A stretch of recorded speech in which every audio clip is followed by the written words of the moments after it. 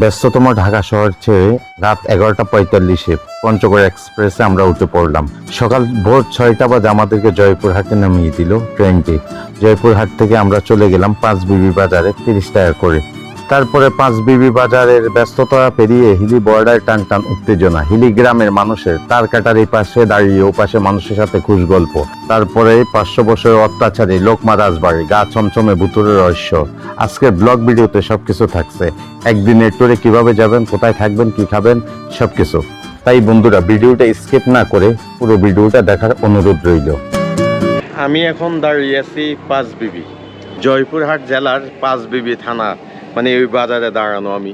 আর এই যে এটা হচ্ছে গরুর বাজার, মানে এখানে প্রতি মঙ্গলবার একটা হাট হয়। মুরব্বীরা যারা আছে এই যে এখানে বসার আছে, এখানে বসে আমি নাস্তা করছি সকালবেলা। এখন সবাইকে জিজ্ঞেস করলাম এখানে এই জায়গার নাম পাঁচবিবি কেন। ওনাদের থেকে যা জানতে পারলাম, ওনারা এখানে লোকাল, বললো যে পাঁচবিবি এই কারণে এখানে আগে 5টা বিবির মানে 5জন মহিলার কবর ছিল। ওই পাঁচবিবির মাজার এখানে ছিল না, একটু দূরে ছিল, আরও 2-3 কিলোমিটার দূরে। তবে ওইখান থেকে বাজারটা এখানে নিয়ে আসছে। আর এই যে মামারা লতি নিয়ে দাঁড়াইছে। কি মামা, লতি কত কইরা? 60 টাকা কেজি।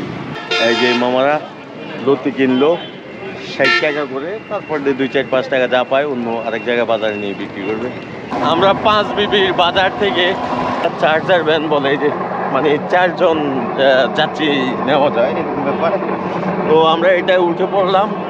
উনি আমাদের থেকে পাঁচবিবির বাজার থেকে হিলি বর্ডার পর্যন্ত ছুটছি হিলির দিকে। পাঁচবিবির বাজার থেকে Hili 10 kilometre.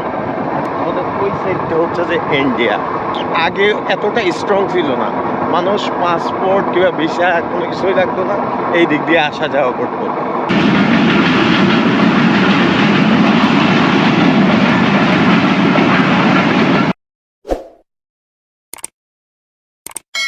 High guys, welcome my YouTube channel. I am Palash, come back to another vlog video. So guys, এখন আমি দাঁড়িয়েছি রাইট নাও হিলি বর্ডারে। এখানে তো আজকে আমরা হিলি বর্ডার ঘুরতে আসছি। আর এখানে ঘুরে আপনাদের সব কিছু দেখাবো, এই কারণে আসলে হিলি বর্ডার আসছে। এই যে যদি আপনাদেরকে দেখাই, এটা হচ্ছে ওই যে দেওয়ালটা দেখতেছেন, ওইটা ওই পাশ ইন্ডিয়া, এই পাশ বাংলাদেশ। আর এটা হচ্ছে রেল স্টেশন, আমাদের বাংলাদেশের রেল স্টেশন। ওই যে দেওয়াল দেখা যাচ্ছে, দেওয়ালের ভিতর সাইড ইন্ডিয়া আর বাইরের সাইড বাংলাদেশ। মানে এই রেল লাইনটা একদম ইন্ডিয়ার সীমান্ত ঘেঁষে তারপর দিয়ে গেছে, এরকম একটা অবস্থা। আর ওই দিকে হচ্ছে মেইন ইমিগ্রেশন, মানে ইন্ডিয়া থেকে ট্রাক, পাথর, মাল, চাউল, ডাল অনেক কিছু আসে। তো ওইটা হচ্ছে মেইন ইমিগ্রেশন। তবে এইটা জাস্ট আমাদের হিলি রেল স্টেশন, যেটা এইটাই হচ্ছে হিলি রেল স্টেশন।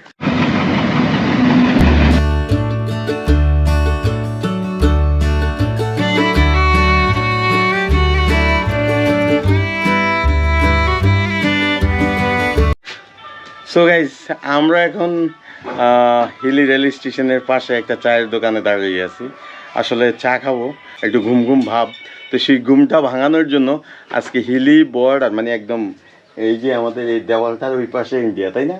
এই পাশে ইন্ডিয়া, মানে ইন্ডিয়ার পাশে বসে, ওনাদের বাড়ির ঘাটায় বসে আমরা আমাদের সীমান্তে মানে চা খাবো। আপনাদের বাসা কি এখানে? এখানে বাসা না? আচ্ছা আচ্ছা। তো এখানে ট্রেন, কোনো লোকাল ট্রেন থামে না? লোকাল ট্রেন ডাইরেক্ট, মানে যেগুলা স্পেশাল ট্রেন, ওগুলা আন্তনগর ট্রেন থামে, এগুলা থামে। মানে আপনাদের এইদিকে যে লোকাল মানুষ, রাজশাহী, ওগুলা থামে। আচ্ছা আচ্ছা। আমার অবস্থা খুবই সিরিয়াস বলতেছে, মানে ঘুম আসছে তো একদম এরকম অবস্থা। মামা আজকে বলতেছে আমার আজকে ক্যামেরায় নিয়েন না, মানে ঘুমটুম মারছে, চেহারাটা ই হয়ে গেছে সেই কারণে।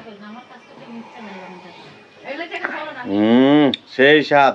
আসলে এই মশলার চাটা খুবই ভালো হয়েছে, ধন্যবাদ। ভালো হয়েছে না? আন্টির এই দোকানের পিছে কিন্তু ইন্ডিয়া, আর সামনের সাইড হচ্ছে বাংলাদেশ। আন্টির দোকানে আসছি, মানে এখানে ইন্ডিয়ান কিছুই নেই। তো আন্টি বললো যে চকলেট আছে, চকলেটটা আছে। চকলেট পিস কত করে?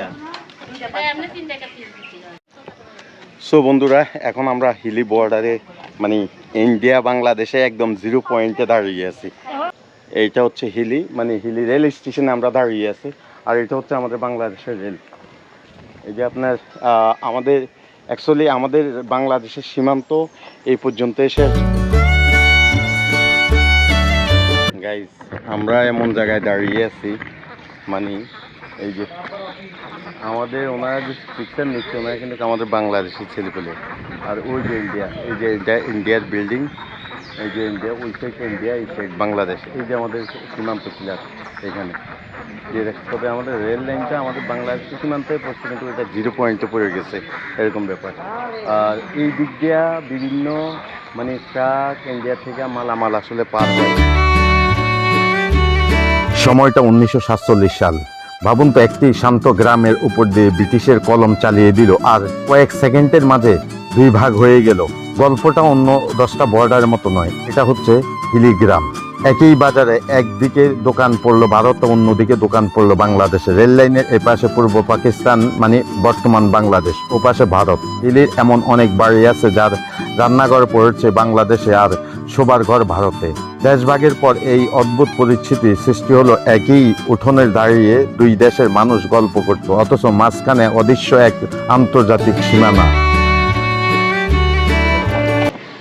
গাইস এটা হচ্ছে বাংলাদেশ ইমিগ্রেশন মানে এখান থেকে যারা ইন্ডিয়া ঢুকবে বাংলাদেশে কিংবা ইন্ডিয়ান যারা এই ইমিগ্রেশনে এখানে চেকিং শেষ হয়ে গেলে মানে এখান থেকে গ্রিন সিগন্যাল দিলে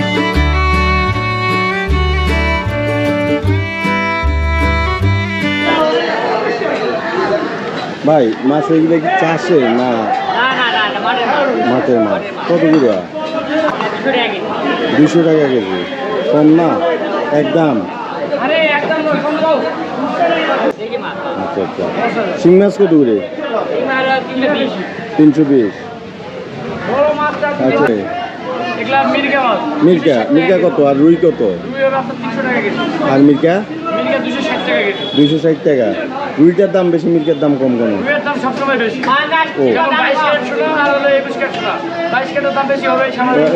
মির্কা মাছ 21 ক্যারেটের আর এটা রুই মাছ 22 ক্যারেটের সোনা আচ্ছা আচ্ছা এগুলা কত করে কেজি আর ওই ট্যাংরা মানে এগুলো আপনাদের ক্ষেতের মানে দেশি মাছ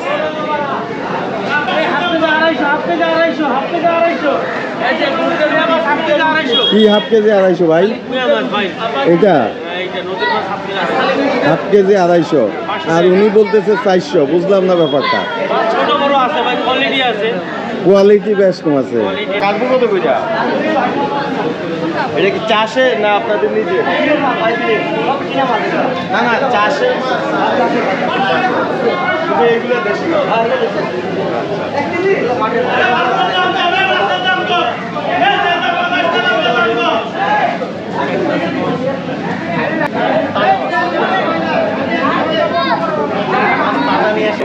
ভালো পান তো সেই খাইতেছেন ছোট লাল হয়ে গেছে আমার পান এটা লাগে ভাবি মনে অনেক আদর করে না আজকে কি বাজার বার এখানে না না এটা হলো শুক্রবার হাফ বেলা বন্ধ বাজার বার কোন দিন বাজার কালকা বৃহস্পতিবার মানে রবিবার আর হলে রবিবার আর বৃহস্পতিবার 2 দিন হাট বসে মানে বাজারের যে মেইন হাটটা আচ্ছা আচ্ছা আর এখন আপনার মানে ওই যে নরমালি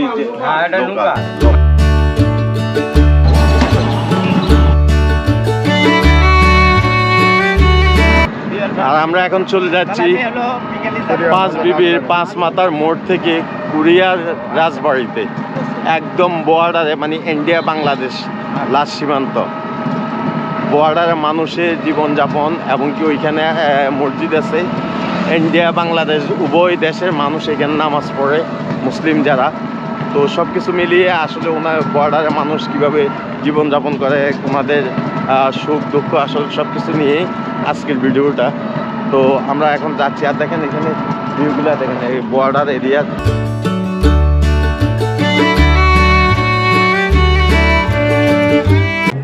ওই যে মানুষ কাম করে ওইদিকে যাওয়া যাবো না আসলে রাজবাড়িতে আসছি এখানে আসলে রাজবাড়ি দেখার জন্য মানে একদম 0 পয়েন্টে কিন্তু আছি আমরা এখন কুরিয়া রাজবাড়ি এটা রাজবাড়িতে ঢুকার আগে দিয়ে মসজিদটা পড়ে তো আমরা আসলে রাজবাড়ি দেখতে আসছি এখন এইদিকে সীমান্ত এলাকা অনেক গরম আসলে এই আঙ্কেলে তাই বললো, এখানে অনেক কড়াকড়ি চলতেছে এবং কি বর্ডারে অনেক গরম, কেউ লোক আসা যাওয়া এখানে আসলে অনেক একটা সমস্যা হয়ে গেছে।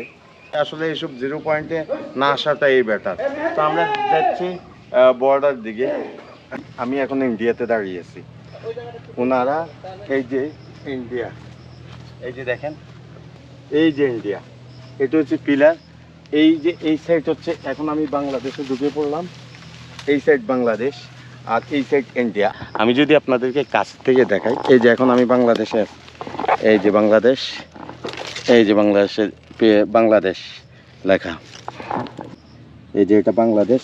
আর এখন এই যে আমি ইন্ডিয়াতে চলে আসলাম, এই যে এটা হচ্ছে ইন্ডিয়া, এই যে ইন্ডিয়া। এখন আমি ইন্ডিয়াতে বসা আছি, মানে ভিসা টিকিট ছাড়াই আমি ইন্ডিয়াতে চলে আসছি, এরকম একটা ব্যাপার। আপনার এই যে এটা হচ্ছে আমাদের সীমান্ত পিলার, আর এটা হচ্ছে রাজবাড়িতে আছি এখন আমরা। তো আসলে বেশিক্ষণ এখানে থাকাটা ঠিক হবে না, আমরা সামনের দিকে চলে যাই। আর এইটা হচ্ছে এই রাজবাড়ির যে পুকুরটা, এটা হচ্ছে পুকুর। এই পুকুরে আসলে রাজবাড়ির যে রাজা বাদশারা ওনারা থাকতেন, ওনারা এই পুকুরে গোসল করতেন। আর ওই যে দেখেন ইন্ডিয়ার যে বিএসএফ আছে ওনাদের। আর গাই এই যে দেখতেছেন ইন্ডিয়ান লোকেরা, এরা এরা এই যে কাজ করতেছে, এরা ইন্ডিয়ান। তো গাইজ, এই যে আমরা এই রাজবাড়িতে আসলাম, এই রাজবাড়ির ইতিহাসে রাজা, মানে উনি রাজা ছিলেন না, আসলে উনি জমিদার ছিলেন, উনি ছিলেন মুসলিম। এই অত্র এলাকার যে আসলে যারা মানুষ ছিলেন, এদের উপর আসলে উনি অনেক অত্যাচার অবিচার করতেন। আর যারা মানুষ এখানে লোকাল, তাদের মুখে শোনা ধ্বংস হয়ে গেছে উনি। মানুষের অভিশাপ এমন একটা জিনিস, আল্লাহ আসলে সব কিছু সহ্য করেন, কিন্তু মানুষের অভিশাপ জিনিসটা সহ্য করেন না, এরকম একটা ব্যাপার। তবে কতটুক সত্য কতটুক মিথ্যা আসলে আমরা জানি না। যা এখানে লোকদের কাছ থেকে, আমরা লোকালদের কাছ থেকে যেটুকু আমরা তথ্য নিছি, তথ্য হিসেবে, তবে ওনার বংশধর যারা, তারা এই এলাকার মাঝে আছে, আশেপাশে আছে, এরকম একটা ব্যাপার। আর এই যে জমিদার বাড়ি, এদিক দিয়ে ঢুকতে পারবেন আপনারা।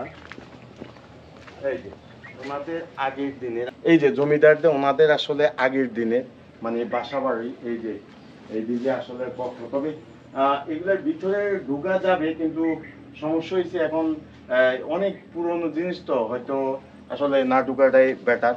তো এই হচ্ছে যে জমিদার বাড়ি ইয়ে। আবার ওই দিকেও আছে অনেক বড় একটা বাড়ি। বাংলাদেশ ভারত সীমান্ত ঘেঁষে দাঁড়িয়ে আছে এক প্রাচীন রাজপ্রাসাদ, যার দেওয়ালগুলো আজও যেন এক অন্ধকার ইতিহাসের সাক্ষী দিচ্ছে। 500 বছর আগে এই বাড়ির ভেতর কি এমন ঘটেছিল, যার কারণে এক রাতেই শেষ হয়ে গিয়েছিল পুরো একটি জমিদার বংশ। আজ আমরা এসেছি জয়পুরহাট পাঁচবিবি উপজেলার সেই রহস্যময় লোকমা রাজবাড়ির আসল সত্য জানতে। এই লোকমা রাজবাড়ির সবচেয়ে অদ্ভুত বিষয় কি জানেন? যেই বাড়ির কাছে আসতেই শরীর কেমন যেন শিউরে উঠলো। এই যেন এক ভুতুরে বাড়ি। এই বাড়ির ভিতর ঢুকে যা আমি দেখেছি, আমি সাজেস্ট করব, কখনো যদি আপনারা কৌতূহলে এই বাড়ি দেখতে আসেন, বাইরের থেকে দেখে যাওয়াটাই ভালো, বাড়ির ভিতরে না ঢুকে। যে বাড়িটি দাঁড়িয়ে আছে ভারত বাংলাদেশে 0 পয়েন্টে অবস্থিত, ভারত সীমান্ত পিলার থেকে 4 গজ দূরত্ব মাত্র। এই বাড়ির উঠোনে দাঁড়ালে এক পাশে বাংলাদেশ, আরেক পাশে ভারত। আমরা যদি একটু উপরে আসি, এই যে জমিদার বাড়িটা আসলে অনেক বড় ছিলেন, এমনকি অনেক কি ছিলেন। এই যে এই দিক দিয়ে মনে করেন যে এই যে ওই যে উপরে এইদিকে ছিলেন, আর এই যে পুরো এটা জায়গা ছিলেন। আর এদিকে আসি,